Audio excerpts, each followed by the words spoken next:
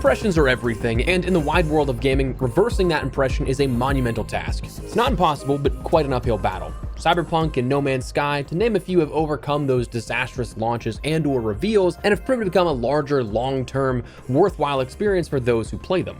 Early this year, Bungie's next project, one that was reported to be an intended replacement for Destiny after all these years, was revealed, and Marathon was immediately met with an abundance of negative feedback, followed up by a 1-2 punch of a plagiarism scandal where, well, it wasn't the best spring or summer for Bungie. So Bungie and Sony were faced with 3 different options. Option 1, release the game in the initial window of September and get it over with, likely letting it fail and moving on to the next project. Option 2, scrapping the project entirely. Or Option 3, delay, rework, and pivot where needed, and make a product that better aligns with the interest and feedback out there. Well, while I don't personally expect a redemption arc as historic as the previously mentioned Cyberpunk and No Man's Sky, it's not for lack of trying, as Bungie doesn't appear to be going gently into the good night. The studio published today a 20-minute documentary talking about the game's development to date after months of radio silence. So today, we're taking a look at the many proposed changes that on paper do appear to be meaningful changes made. But drop your thoughts, drop a like, and make sure to subscribe for more FPS coverage. So released was a video documentary titled Vision of Marathon, recounting the changes that have been made since the last public test and reveals for the game months ago. For those that have been in on the closed testing the last few months, it may be just a recap of progressive updates that you've already seen on the back end, but personally speaking, I wasn't in on those, so this is the first changes we're seeing here for months at a time now. Now, this was 22 minutes long, so as for the highlights here, what you should know about, the game's going to have new features such as proximity chat, solo queue, and a new runner named Rook, who is a runner shell that is used explicitly and only for scav runs for matches that are already in progress. So you're not starting at the very beginning for a full raid, you end up jumping in and it's truly just like a scavenger runner. What you get is what you get, and you try and get out with that. There's less risk associated with it, not bringing in any of your gear or anything you may care about. The world and fantasy of Marathon was mentioned, where they said they're doubling down on the dark, gritty, and grounded sci-fi world, though you can still see the abundance of that art direction that has been there since the very beginning, that sort of uncanny, clean, cut, pristine art design amidst decrepit and decaying environments. They said they improve the visual fidelity and immersion, including dead runners now drop as corpses that decay over time, which this is pretty cool. So it's something that truly depends on how long the body's been there. It'll give you a visual sense of not only, again, they've been there for a while, but also it gives you that heads up instinct of, well, if this is a brand new fresh corpse, the player that killed them could be around the area still. So it gives you this sense of, is it okay to loot? Is it not? They also said they deepened environmental storytelling, and the role of audio has been increased as well, which is something they expand upon a little more in the video documentary. But for the sake of gameplay changes, it's not something that is the sort of most pressing thing to really care about. It's just more of, there's the sort of ambiance there. They gave an introduction to Marathon's 4 zones and the maps. They actually gave us our first look at the UESC Marathon, the Cryo Archive map here at that being the sort of end game map. They showcased some footage of Outpost, a map that myself, I didn't personally get to play on while I was at Bungie earlier this year for some consulting and stuff like that, but basically showcasing a glimpse of the rest of the things that we had yet to see up until this point. So we have a better picture now of the larger offering at hand whenever we talk about the product at large. Loot and customization, they talked about weapons and mods, where they increase the depth of some of these modifications you can see for your guns. The one they mentioned actually turns the battery SMG into the Needler, so that's a classic throwback for a lot of people. Runner shell archetypes and ways to customize your playstyles were also expanded upon a little bit. Factions and progressions were mentioned, where factions and the jobs they do task you with stuff in game, and they broke down a bit of like the sort of archetypes of each of those different factions, where Mida is an explosive based one where they give you a bunch of grenades, they task you with explosive challenges, while a newer one called Arachne is a death cult, they said, where their sort of basis of their challenges require PvP. So setting up a little bit of everything for everyone in regards to those challenges and factions you can choose to progress. They talked about the faction upgrade trees and the capstone rewards you'll end up getting. And they also talked about, for me personally, I'm really interested in the Codex, which is a collection of your achievements and narrative discoveries progressing to earn exclusive cosmetics and lore. Me, as we'll touch on in a second when we talk about like the overall thoughts I have for this, I am a huge story nerd and I love the lore of the original Marathon titles. So to see where this is expanded upon whether connected or rebooted in the sense of how they're going to take the larger story as a whole. I'm very intrigued by that kind of stuff. I think that if you have any sort of interest in the game's development here with this, what the product finally becomes, it's definitely worth watching this documentary, getting some of the insight they give. But those are high level things here, where honestly, there's a lot of big changes that do fundamentally adjust the gameplay itself. New features, I find those all as absolute wins, personally speaking. Like proximity chat is definitely something that was much needed, and was kind of amazing to me that it was just not in the game upon the initial reveal and in those play tests. It's such an integral part to extraction shooters and the moments you can make as a player. I think Arc Raiders, as a direct competitor now to this, is something that shows that those voice chat moments are things that create those viral moments, those things that create those unique opportunities for each and every single raid.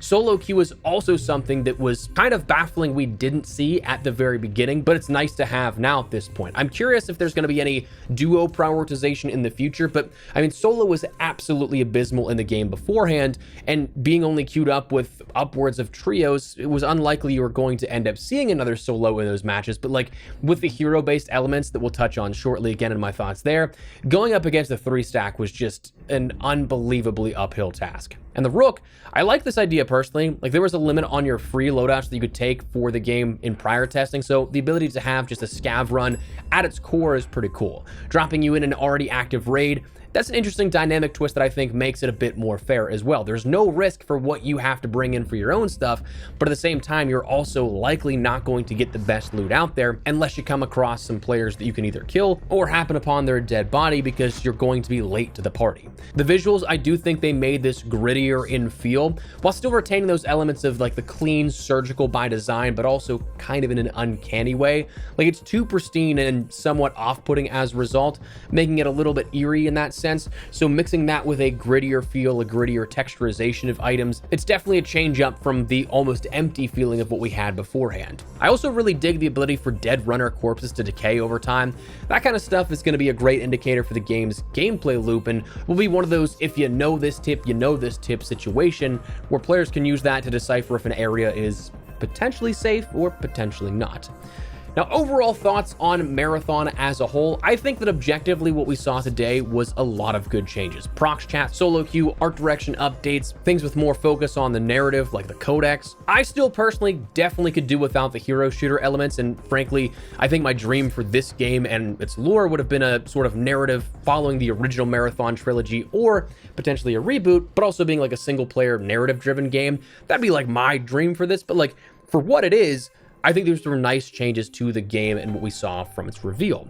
I'm also a little surprised they didn't push another zone out for the launch window, keeping it at 3 main maps with the UESC Marathon zone playable in Season 1. While I think they made some objectively solid changes, another complaint that myself and many others had when we were in Bungie Studio was that back in February and March, these were the same 3 maps that we had seen from the very beginning and that were mentioned. So it was going to be a hard sell, I think, from the very beginning to ask people to pay whatever price point they were asking for only 3 zones to play on, and then 1 additional one coming sometime shortly after post-launch, that it would create this sort of repetition that would burn players out quickly. So I'm kind of surprised that they didn't throw a 4th one in there for launch. But I mean, I guess with the gameplay changes, that was their main focal point, which I definitely think is, you know, the key thing here with this, making the in-world and in-raid loop something that's better engaging, things outside of raids as well, making it more in-depth and having more to do. But the other thing that they mentioned was the price point and release period of this. After seeing the success of a $39.99 launch for Arc Raiders, I'm kind of on the wave now that the price point set for this at $39.99 is maybe the right price point. It doesn't break the bank in a time when affordability is absolutely something to be conscious of as a brand. It's low enough that you're not wasting double that if you don't like the game, like a regular AAA title at $80, but it's also high enough to be a genuine barrier of entry for things like, I don't know, cheaters, which in a game loop with permadeath and loot loss, cheaters are exceptionally annoying, but I don't think that 95% of cheaters would be willing to pay $40 every time their account got banned. So like, personally, I'm kind of liking $39.99 as a price point, generally speaking. Whether or not you find that worth that price point for this game, that's entirely subjective. But like, if I were to choose a product at large and have the choice of free, $39.99 or $79.99, I think that $39.99 might be where I go with that.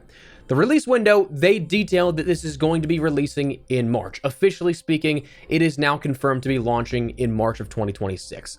Now, regardless of the feeling of the game, solely looking at the release window, March is a relatively dead period, meaning that Bungie kind of has free reign here to be unimpeded. Now, that's either good or bad depending on the reception of the launch, right? Like, it can either great for them, where the game's good and there's no competition, everybody's playing Marathon, or if the game's launch goes poorly, it's bad because there's nothing else for the air quote news cycle of sorts to flush it out with.